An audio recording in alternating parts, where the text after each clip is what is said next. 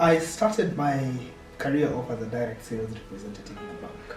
And I mean, it's been quite a number of years in sales and business development.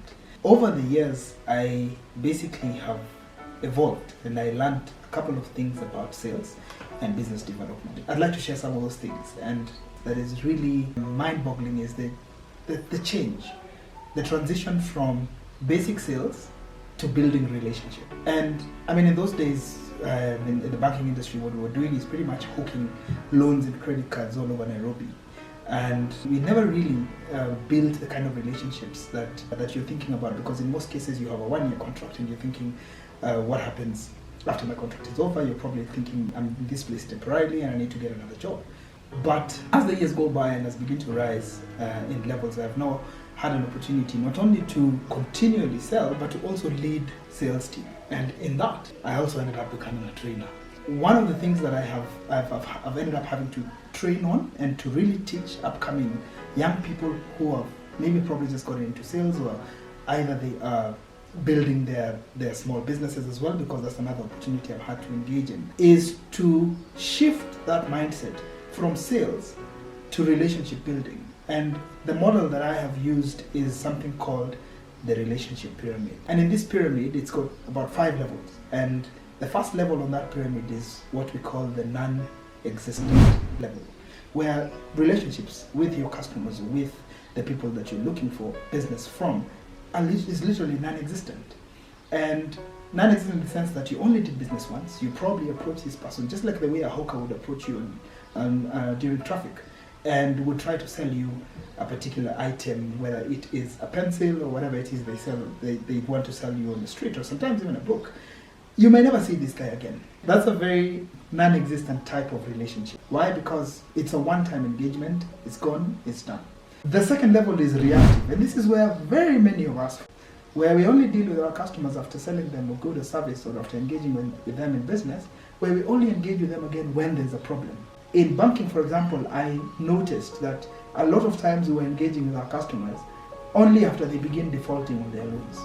So they were not important to engage with until they defaulted on their loan. That's very reactive. In insurance, I've seen like policies. I see like my agent sometimes will only call me when I have failed, when a remittance has failed to be picked from my account. Very reactive as well. Mechanics, for example, will wait until the day your car is spoiled. I mean, I don't mean for my mechanic to call me when my car is okay, because I probably think I'm superstitious. I probably think he's wishing me bad things on the road, but probably just to check on me because there's something I could have forgotten. That would not be so reactive, would it? But the majority of relationships that people have with their customers in today's world of business is very reactive. It's simply when there's a problem is when you engage. However, there's the third level, from the bottom that is, which is the accountability. And at the accountability level, what happens is more of an after-sales service type of thing, where there's probably an engagement to check on how things are, what's going on. Did you enjoy the service? Is it working well? If it's a good that was sold to you, are you happy with the experience that you had? And sometimes it's not even the person who dealt with you, but maybe someone from a call center somewhere calling you and asking you, yes, you dealt with your agent XYZ, and how was the experience, whatnot. So just a form of accountability to remind you that you are the client. And this is a lot of times organizations as a whole fall into this bracket. So individuals doing sales, in my experience so far, majority fall on the bracket of reactive. Organizations as a whole, because they have a form of system and mechanism, fall on the bracket of accountability.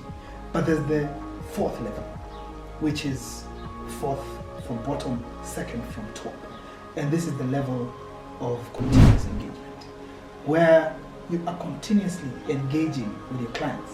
You are giving them offers, telling them of improvements in your product, advising them on what they can do in the changing situation. Like, there are very many people who at the moment are speaking to their clients in light of COVID-19 and saying, we've changed this, we've changed XYZ, we have this offer during this time, do you want to engage, would you like to participate in this, would you like to consume this? For banks, for example, I have seen that what they're doing is they're calling in their customers and saying, we are giving you a repayment holiday for now, because we know that you've been paying your loans well. so that we can cushion you from this situation. So there's a form of engagement, it's continuous, there's a conversation that keeps going on, but largely again, it is usually you as a salesperson or a business development executive or an organization from a business development angle, literally trying to push more product to the customer.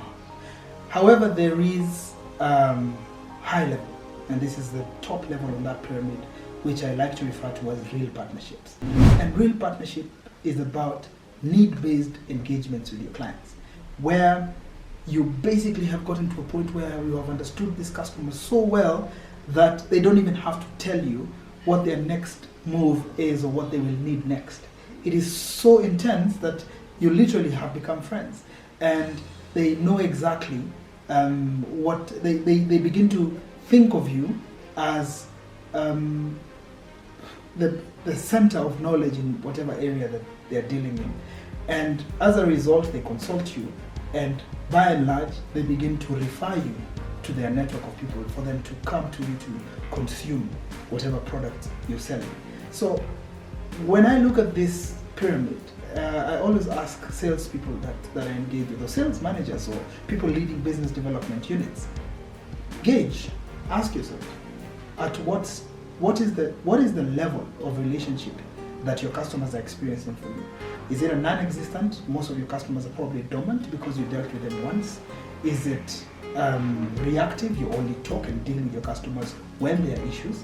Is it accountability? One-time check-up and then you move on and simply sink those customers into reactive stage? Or is it continuous engagement? By the way, continuous engagement is a good place to be because it means that you're in touch with your customers.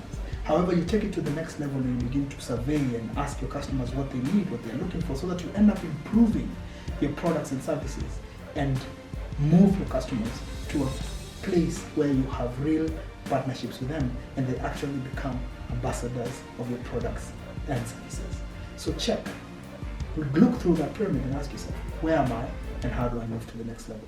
Whether you are a salesperson right now, whether you are a person who owns a small business or business as a whole, or you're a head of a business unit, how do you move your customers from non-existent all the way up to real partnership?